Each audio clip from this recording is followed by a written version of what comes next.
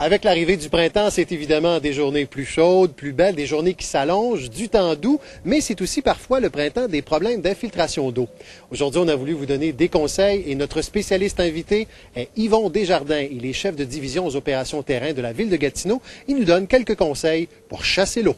Alors Yvon, on se trouve devant une propriété prêt à suivre vos conseils pour les infiltrations d'eau au printemps. Quelle serait d'abord la première règle pour un propriétaire à bien respecter?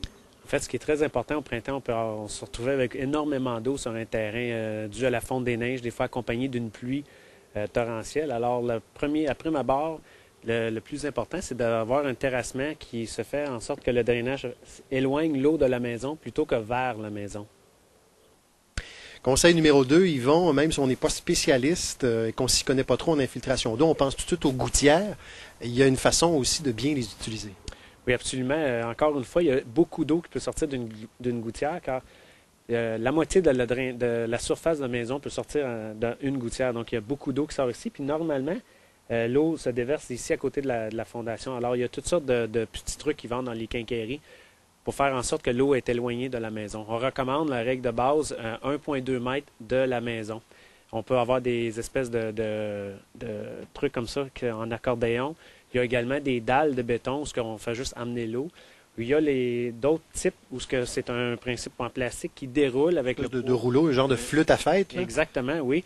Ça, il faut faire attention. Ils fonctionnent très bien l'été et l'automne, mais l'hiver, ils ont tendance à geler. Alors, on peut les installer plutôt au printemps lorsqu'on va en avoir besoin. Puis, ils déroulent avec le poids de l'eau, puis ça roule. Et toujours le but d'éloigner l'eau de la maison. Toujours. Alors, Yvon, on se trouve maintenant devant une margelle. Beaucoup de propriétés en ont. Comme beaucoup de gens, je croyais que c'était simplement pour laisser entrer la lumière du jour, mais ça a une utilité très particulière. Oui, absolument. On trouve des margelles partout où les fenêtres sont plus bas que les niveaux du sol, comme ici. Ce qui est important, c'est que l'installation de la margelle soit faite de bonne façon, c'est-à-dire que la margelle ici devrait dépasser de 4 à 6 pouces ou de 10 à 15 cm pour éviter que l'eau tombe dans la margelle.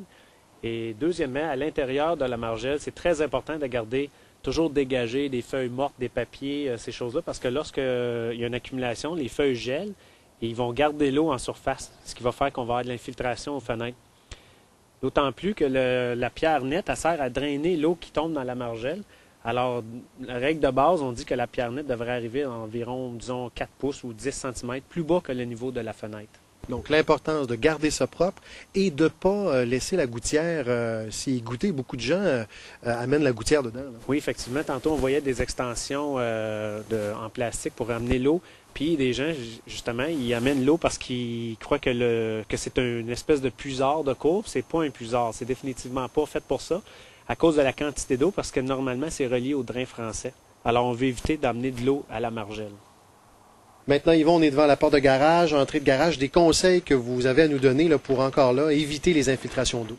Encore une fois, lorsqu'on a une entrée en contre-pente comme ça, parce que le garage est plus bas que le niveau de la rue, on retrouve tout le temps un drain devant la porte du garage. Il y en a de différents types. Il y en a des petits drains carrés comme ça, ou il y a des drains en fente qui sont toute la largeur de l'entrée de garage.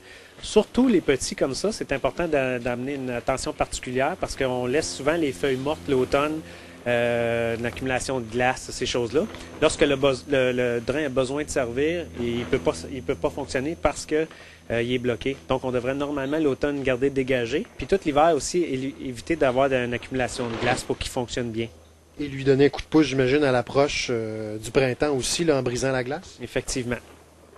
Alors, Yvon, on a donné aujourd'hui plein de conseils là, pour tenter d'éviter les infiltrations d'eau, mais il y a des gens qui sont particulièrement à risque. Oui, les conseils sont bons pour tout le monde, mais surtout pour les gens qui ont des fondations en bloc de béton, parce qu'avec les années, ils sont souvent fissurés, il y a de l'infiltration d'eau, et aussi ceux qui ont carrément des fissures dans leur fondation. On devrait nécessairement faire réparer normalement ces fissures-là le plus tôt possible parce qu'il y a beaucoup d'eau le printemps dans le sol, puis ça rentre par les fissures. Il y a différentes façons de le faire. On peut le faire par l'extérieur, ou ce qui excave carrément à l'extérieur de la fondation, ou maintenant, il y a des nouvelles techniques qui se font par l'intérieur.